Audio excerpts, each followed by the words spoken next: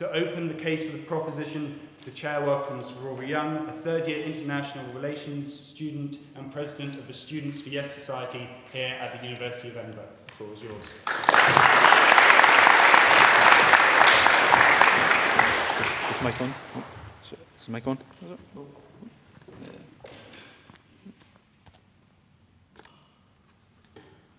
It is our first time doing this, apologies. Hello.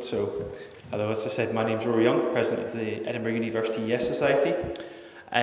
So when I look at Scotland, I love Scotland, but I think that we are being held back by Westminster. The Union is based on the undemocratic Treaty of Union in 1707 that was signed by a few British Scottish nobles and enforced with English military to intimidate the Scottish people into submission. And there was obviously a lot of popular protest against the Treaty of Union in the immediate aftermath of it. And we look at those who have left the British Empire over the years.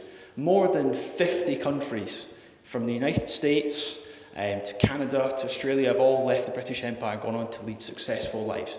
Why can't Scotland do the same? So here is some problems of Westminster why I think we would be better off out. So firstly, the fact that if you're a pro-independence party in Westminster, it's impossible for you to have a say. So even if the SNP was to win all 57 seats in Commons, doesn't matter for anything, because Labour or the Tories can still say no. Of course, Brexit. 62% of people in Scotland voted to remain, and we were dragged out of the European Union against our will. The Scottish Parliament can be overruled at any time. For example, the Gender Recognition Reform Bill, despite it receiving support from many MSPs across the Parliament, which is undemocratic. Situations such as incredibly high energy pricing, and people such as the CEO of Octopus Energy, Greg Jackson, has argued that we should be implementing new reforms such as zonal pricing, which would send out Scotland's bills from among the highest in Europe to the lowest in Europe. And because the UK government is unwilling to engage on these issues, independence would be the only way to do that. In Scotland, we have spent over £1 billion mitigating Westminster over the last 15 years, because when Westminster decides to cut funding, for example, on winter fuel payment or two-tail cap, the Scottish Government tries to look after the people and steps in. But unfortunately, because the money is no longer available, the money has to come from somewhere else, which has an impact on our public services. And think tanks such as the Fraser-Alder Institute, quite experts in the Scottish economy, have predicted that, in fact, thanks to new Labour policies such as the national insurance contributions increase, the Scottish Government will be £900 million off worse by 2030. And we're facing... Oh, yeah, okay. Yes. I'm very grateful to the first speaker for giving way. He mentions 900 million, but what does he think about the £5.4 billion coming through the budget from the new UK Labour government? Surely his mathematics would tell him that that's more than the 900,000 that he just pointed out. Absolutely. Look, I mean, we welcome all funding into Scotland, but the problem with that is that the UK government's not stepping in to fill up the shortfall. So, for example, the Scottish government's going to get about £300 million to cover the gap, but it's about £750 million in all. So, and in key public services like the NHS are facing about £200 million gap. If I'll move on to my next point. Of course, we have to say the R word as well, reform. Reform, it's likely they're going to win the next election, and they've got a serious chance. And they're threatening our public services, because Nigel Farage in his time as UKIP openly advocated for the closure of the Scottish Parliament and cutting back on Scotland's budget, which is going to impact our public services.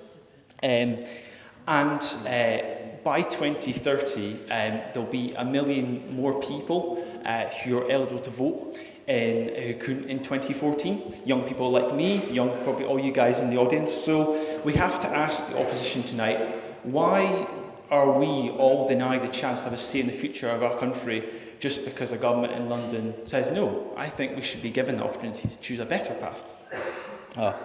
And I believe that we're not allowed the opportunity to make the case and to have that say, because Westminster know how valuable we are.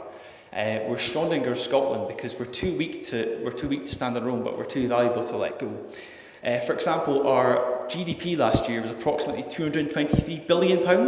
That's bigger than countries such as Croatia and Slovakia, who have been pretty successful. Scotland supplies 96% of the UK's crude oil, so I know oils, we have to get rid of oil, but in the short term it's still going to be a very big industry. And we look at countries like Norway that have used their oil in a great way to create a trust fund of over £1 trillion, and they use that to invest in their NHS, in their education, in their welfare states. Scotland could do something similar like that.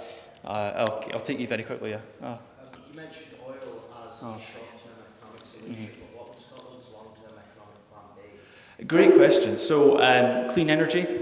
Scotland generates a surplus of electricity already, so we export it to the rest of the UK, and Europe would certainly be interested in that. Tourism is a big industry for Scotland. I've worked in the tourism industry as well. Food and drink. Scottish exports worth like £50 billion to the UK economy last year. We account for about just under a third of UK food and drink exports. So we having the opportunity to have new tax levers and being free from Westminster would help us to fund us in the long term. Our finance sector as well. Scotland is ranked the second best place in the UK, behind London, for investment. And our GDP per capita was bigger than countries such as Poland and Hungary, and our workforce has consistently been ranked as one of the highest educated in Europe, so definitely we have the people and the productivity and the knowledge to keep going and do as well as an independent country.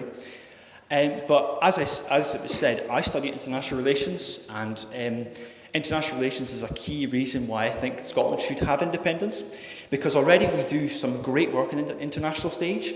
We have offices in places like Washington DC and in Paris, in Berlin, which some Tories actually decried as a waste of money, but they do great work in helping to promote business and promoting trade and enhancing our relationships, which will be great when we become independent and we have to talk with these countries. Scottish Government also pursues a feminist foreign policy. Sorry, I can't take you just now, I've got time. So they donate to support women and girls' education in Africa. And with independence, we've got an opportunity to do more on the international stage. So we can have our own relationship with the EU. We can rejoin lots of benefits, such as a new market of 450 million consumers for Scottish business, which is only going to be a good thing.